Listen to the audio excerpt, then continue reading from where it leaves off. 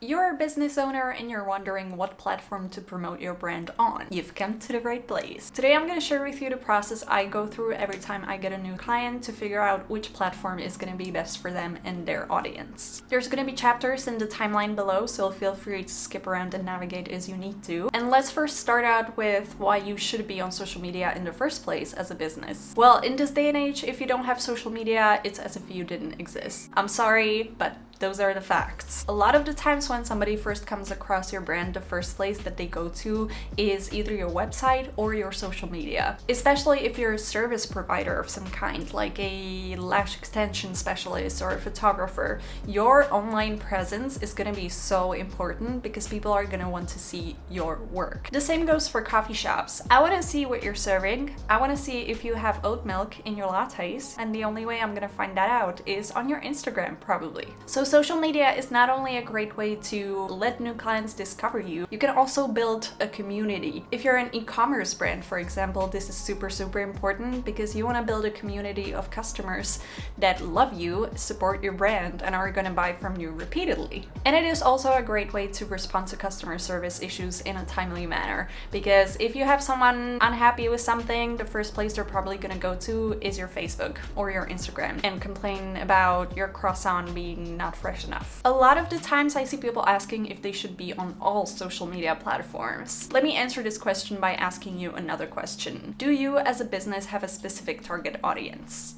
I'm hoping that your answer to that is yes. And that's why as a business, even with a huge budget, you probably don't have to be spending all of your time on all social media platforms because different audiences hang out on different platforms. If you're a skincare brand, for example, selling products to fight acne, your main target demographic is probably going to be teenagers, which you're going to find on TikTok. On the other hand, you're probably not going to look for them on LinkedIn because those are just babies. They don't have a LinkedIn account. So no, in short, you shouldn't focus on all social media platforms. Ideally, you should focus on 2 to 3 social media platforms where you know your audience hangs out. And we're gonna get to that soon, but let me just outline what other things you also need to consider when you're choosing the best platform for your business. So the first thing I already mentioned, it's your target audience demographic and where they spend most of their time. The second one is what do you want to use social media for, or what is your goal? The last one is what type of content do you want to create and how much time do you want to actually devote to creating this content. So let's dive into these in a little bit more detail. You can think of client demographics as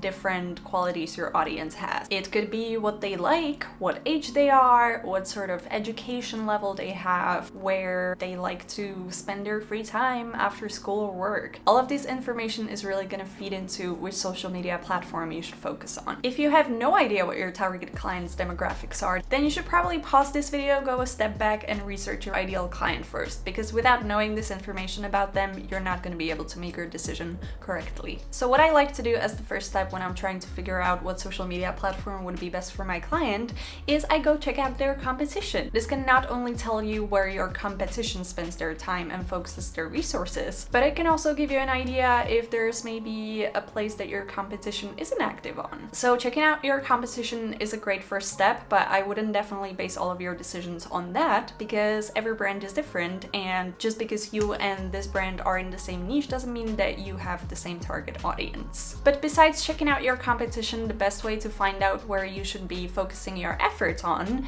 is to study demographic data on social media platforms. I'm gonna link the most recent report by Sprout Social that basically analyzes the demographic data on each social media platforms. In there, they basically tell you this age group hangs out the most on this platform, this age group hangs out the most on this platform, etc, etc. So that's a second starting point that's gonna give you some idea where your target audience might or might not be located. It is important to mention, however, that every country, every city, every culture is different. So the data presented in the Sprout Social report isn't necessarily what's going to apply to a country in Southeast Asia, for example. So always keep that in mind and try to find relevant data to your country, to your location, especially if you're a location-based business. Once you have that data in front of you, I want you to have a think about what each social media platform is known for, what kind of reputation they have. Because for example, Snapchat, TikTok, and Instagram, based on the Sprout Social report that I just mentioned, all have the most target demographics in the age group of 25 to 35. If you've got 3 of these and that's your target age group, how are you going to choose between them? It's really important to think about what sort of space each of those social media platforms that match that age demographic look like. For example, Instagram and TikTok have the same largest age group, but they're very different social media platforms.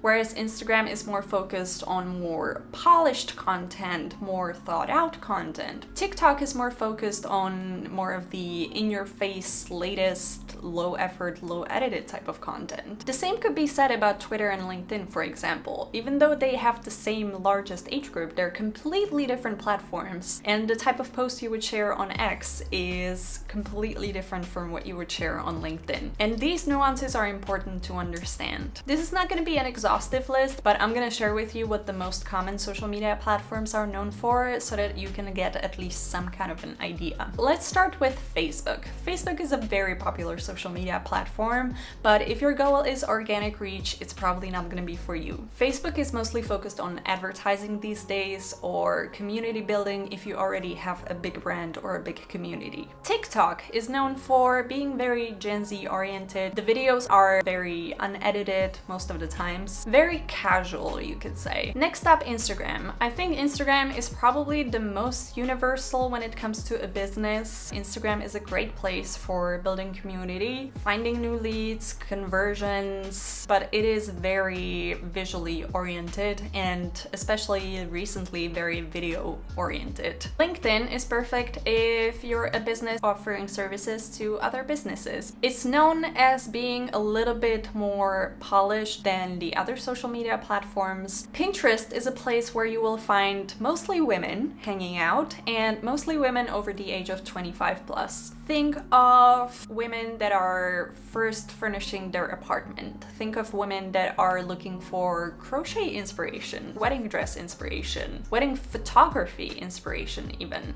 That's where you're gonna find these people because that's where they're gonna be creating their little mood boards. And X, formerly known as Twitter, is known as being very fast-paced, and it is where you're gonna find most tech bros hanging out. So think technology, startups, that sort of stuff. Twitter is the place to be. All that is to say, knowing where your audience hangs out is key, and it is the first step that you need to nail down in order to be able to choose the perfect social media platform for your brand.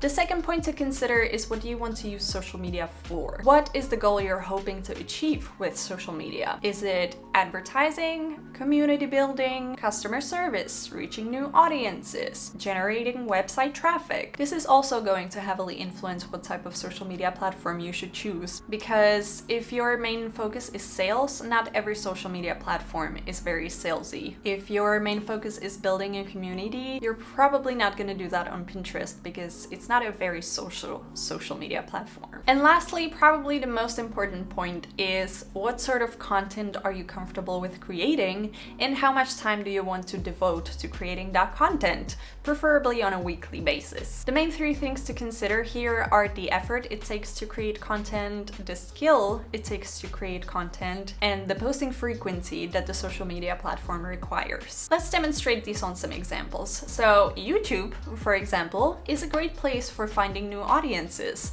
but it A, requires a lot of effort to script the video and film the video. It B, requires a lot of skill to edit the video, but you only have to post on YouTube once a week, unlike TikTok, for example, where you have to post multiple times a day. X or Threads, for example, is very low effort. It's gonna take you like, I don't know, 30 seconds to type out a little 120 character post.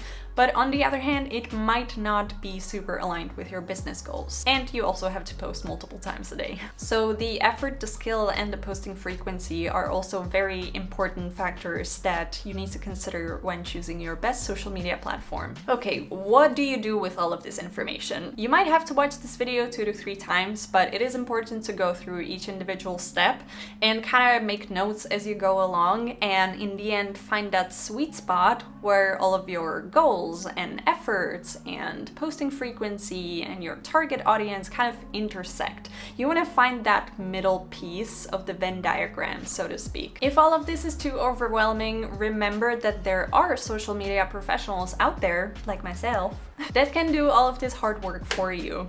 If you happen to be interested in working with me, I'm gonna drop my link below where you can either fill out an inquiry form or book a free discovery call and see how or if I can help you. Any questions, leave them in the comments below. I will do my best to answer each and every one of them, and I hope you have a great day. Happy choosing your best social media platform. Bye!